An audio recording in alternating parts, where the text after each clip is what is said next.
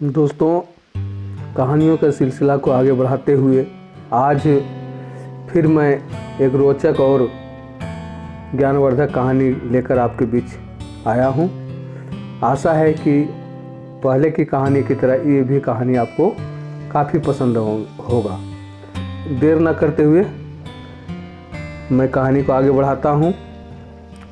बहुत दिनों की बात है, किसी गांव में एक किसान रहता था। उसका घर गांव के छोर पर था। वह अपनी पत्नी और एक बच्चे के साथ रहता था। किसान और उसकी पत्नी बच्चे को बहुत चाहते थे। एक दिन शाम को किसान लौटकर घर आया तो अपने साथ एक नेवले का बच्चा भी लेता आया। पत्नी ने पूछा कि इसको क्यों लाए? मैं इसे बच्चे को खेलने के लिए लाया हूँ। नन्हा नेवला और किसान का बच्चा दोनों साथ साथ बड़े होने लगे।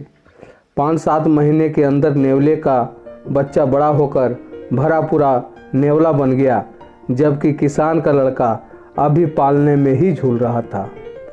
नेवला बड़ा सुंदर और प्यारा लगने लगा।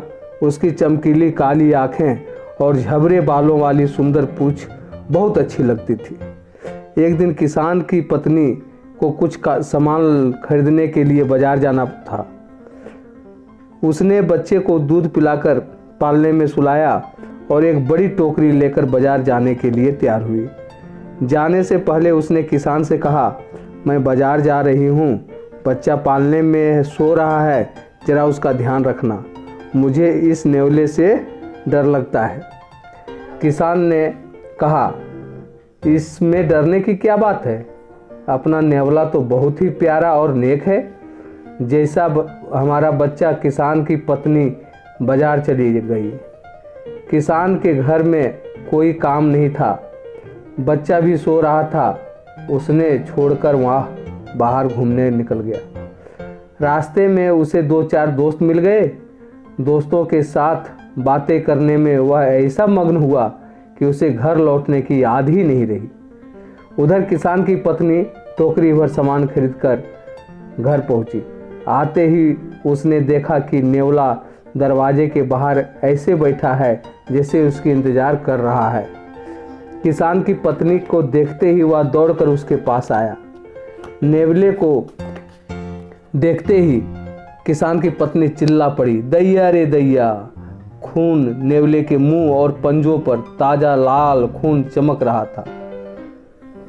हाय, मेरे बच्चे को मार डाला, तूने यह क्या किया? किसान की पत्नी जोर जोर से रोने लगी। फिर बिना सोचे समझे ही उसने सामान से भरी टोकरी नेवले के सिर पर मारी और धड़ाती हुई बच्चे के पालने की ओर दौड़ी। बच्चा पालने में लेटा गहरी नींद में सो रहा था, मगर उसके पालने के ठीक नीचे खून से लथपथ एक जहरीला काला सांप मरा पड़ा था। मरे सांप को देखते ही किसान की पत्नी तुरंत समझ गई नेवले के मुंह में खून क्यों लगा था। वह नेवले को पुकारती हुई बाहर भागी। उसके मुंह से निकला, हाय राम, यह मैंने क्या कर डाला? इस नेवले ने तो सांप को मारकर मेरे बच्चे की जान बचाई। नेवला मर चुका था। किसान की पत्नी को अपनी करनी पर बड़ा दुख हुआ। वह दहाड़े मारकर रोने लगी। अब क्या होता, यह उसकी समझ का फेर था।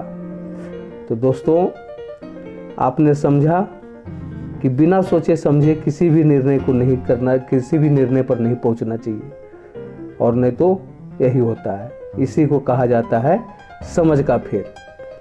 तो दोस्तों, मुझे विश्वास है कि और सब कहानी के जिस प्रकार से आपका प्यार मोहब्बत मिला, इस कहानी में भी आपको उतना ही मज़ा मिलेगा। इसलिए अगर कहीं कहानी आपको अच्छी लगी तो ज़रूर इसको शेयर करना, इस चैनल को सब्सक्राइब करना और लाइक करना। धन्यवाद।